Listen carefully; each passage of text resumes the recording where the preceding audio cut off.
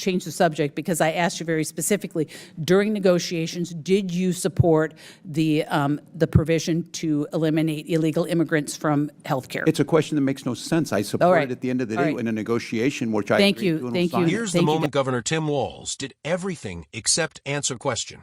A simple yes or no. Did he support eliminating health care benefits for illegal immigrants during negotiations? Instead of answering, he pivoted. He lectured. He filibustered. And when that didn't work, he pretended the question didn't make sense. This wasn't a debate. This was an exposure. So stick with me, because when a politician refuses to answer the same question 5 times, it's usually because the answer is politically radioactive. And before we break it down, hit like, subscribe, and share, because clips like this don't stay visible for long once the damage is done. Ways and means. But, and Governor Walz, I want to say I thank you for being here, because I know you've been very, very busy running around the country, giving speeches and having town halls in Republican districts. Yeah, well, you were running around, though, I know, while they were trying to negotiate that. It's my time, Mr. Governor Walz, it's my time. But there has been a lot of discussion and questions about policies that provide benefits for illegal aliens. And I understand, Governor, that you're going to say Minnesota's not a sanctuary state per se because the legislation was not passed. And just a yes or no question, Ranking Member Lynch had mentioned that there was a bill that was introduced for a sanctuary state this year in the Minnesota legislature. Would you have signed that bill? Did you support that bill? Oh, thousands of bills introduced, hypothetical. We don't have it. I operate under the same law you operated under. Thank you, Governor Walz. But Governor Walz, we all know that you probably had some opinion on that bill. You're just choosing not to answer because the answer was probably yes, you would have signed that bill if it had passed. So, but like Mr. Emmer, Mr. Crane, I think Mr. McGuire, a whole bunch of them mentioned the policies that Minnesota has. So yes, I understand, not a sanctuary state per se, but the policies are certainly making it into, I think, as I recall, they mentioned driver's license for all, they mentioned the free tuition for illegal immigrants, they mentioned the Medicaid benefits, so you in essence create a sanctuary state. The sheriff supported the driver's license bill.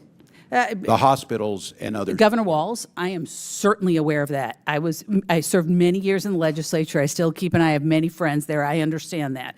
But in essence, they are creating a sanctuary state in practice.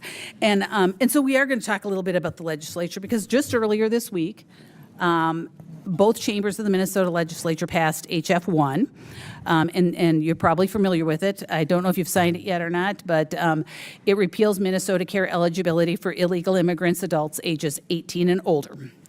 And with that recent repeal of eligibility for illegal immigrants, a policy that initially, it was after my time, was enacted in your time, 2023 under your administration, now being reversed with those budget negotiations. I was just wondering, first of all, do you know how many illegal immigrants were covered and are currently covered in Minnesota with Medicaid? I don't have the exact number. It's not Medicaid. It's state that does this through Minnesota Care. Okay, but you still don't know how many. So all of those negotiations you were deeply involved in earlier that you mentioned you were deeply involved in, that number never came up? I don't have it in front of me right now. Okay. So we can certainly get it to you. I would love it. I would love to have that. But do you support, I understand, did you support that provision that removing the illegal immigrants? I will sign it into law. No, did you support it during the negotiations? Do I support it? I'm going to sign the bill. But there's negotiations. So I guess what I'm We're very good at it. That's why we have a balanced budget. You didn't And so I negotiated with the Republicans. Do I think it makes sense? Look, you know, Congresswoman, that federal law requires us to provide health care to people when they show up in emergency rooms. That's why the hospitals have uncompensated care. Reclaiming my time, because you're trying to change the subject, because I asked you very specifically, during negotiations, did you support the provision to eliminate illegal immigrants from health care? It's a question that makes no sense. I support it at the end of the day in a negotiation, which I agree to and will sign it. Thank you, Governor. You were here in Congress. You understand what reclaiming your time means. Yeah, you understand that. But I guess I will move on because, there was concerns about SNAP provisions being cut and all kinds of, but But you supported that. I mean, you supported that over the, over government, over the healthcare to illegal immigrants.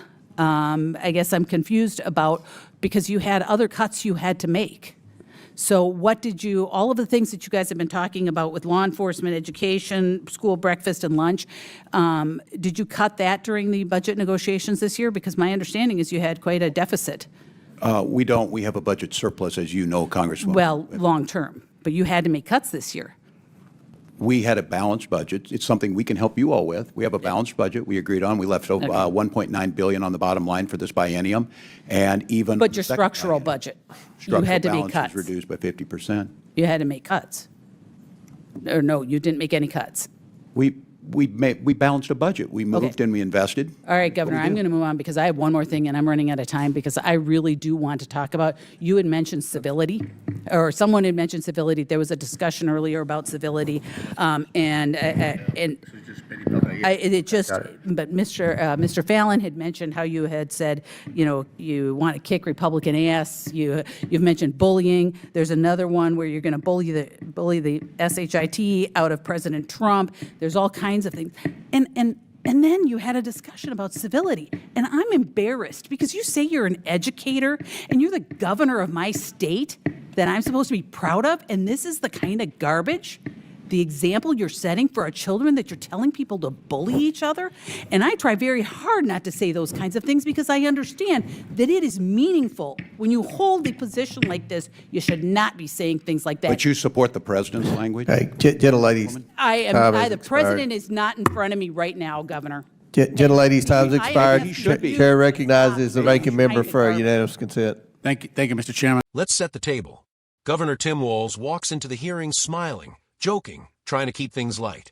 But the mood shifts fast when the topic turns to benefits for illegal immigrants. The Congresswoman asks a straightforward question. Would he have signed a sanctuary state bill if it landed on his desk? Walz dodges immediately. Thousands of bills. Hypotheticals. Same law as everyone else. Translation, I'm not answering that. And she doesn't let it go. She lays out the reality on the ground. Driver's licenses for all. Free tuition. Healthcare-style benefits. Maybe Minnesota isn't a sanctuary state on paper, but in practice, it walks like one. It spends like one. And it dodges questions like one. Then comes the key moment. HF won the repeal of Minnesota Care eligibility for illegal immigrant adults. She asks how many illegal immigrants were covered. Walz doesn't know, or at least he won't say. For a governor who claims to be deeply involved in budget negotiations, not knowing the size of a major spending program is revealing. She presses again.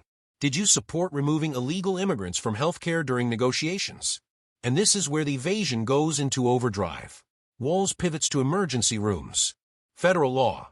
Uncompensated care. Anything except the question asked. That's when she reclaims her time. And viewers at home know exactly what that means. When politicians stop answering and start lecturing, it's because the truth is inconvenient. Eventually, Walz says he'll sign the bill, but he still refuses to say whether he supported it. He hides behind the word negotiation, like it's an act of nature instead of a choice. Then comes the budget spin. Surplus. Balanced budget. Investments. No cuts. Except yes cuts, but not really cuts. It sounds polished. It answers nothing. And finally, the civility lecture. Walz talks about tone while being confronted with his own past comments about kicking Republican ass and bullying opponents. The Congresswoman doesn't raise her voice. She just points out the hypocrisy. You don't get to preach civility while celebrating political aggression, especially as an educator and a governor. By the end, Walz isn't defeated by a viral zinger. He's boxed in by his own evasions. No numbers. No straight answers.